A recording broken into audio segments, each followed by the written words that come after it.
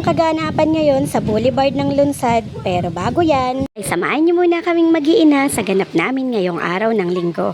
Nang magising nga ako ay gising na rin pala si Mayor. Ayan nga ay nung bumangon na rin kami dahil nga madalian at medyo kami ay tinanghali na.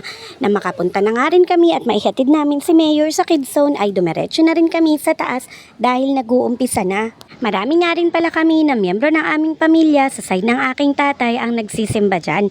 Ayan nga si Kuya Tom at ang tiya ko na tingnan mo naman at umaura pa. Nagandahan nga daw siya diyan sa suot ko na bestida. Ang sagot ko nga dyan ay pag may tiyaga, may maganda kang mahahanap sa ukay. Gaya nga ng sinabi ko kanina, nag-uumpisa na kaya nang makapasok kami dyan ay diretso umupo na.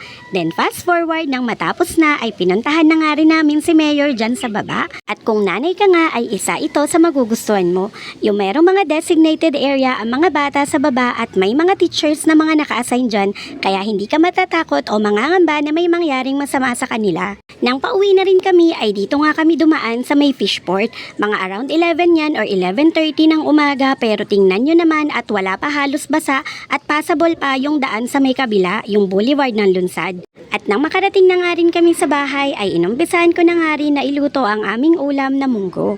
Nang kami ay makatapos nga ng pananghalian dyan ay mapapansin mo na rin talaga na kakaiba ang panahon.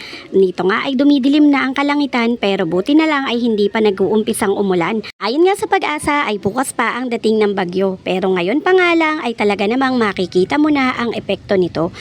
Yan nga ay inutusan ako at nakisuyo ang kapatid ko na ibili ko ng lugaw ang pamangkin ko. Pero nagulat ako dahil ito na nga ang nadatnan ko. Dadaan nga dapat ako dyan sa may boulevard pero iyan na nga. Dahil sa tataas ng hampas ng alon ay talaga namang inaabot na ang daan. Hindi na rin talaga passable dun sa may kabila o yung sa lusutan papunta sa may fishport o yung sa Pritil.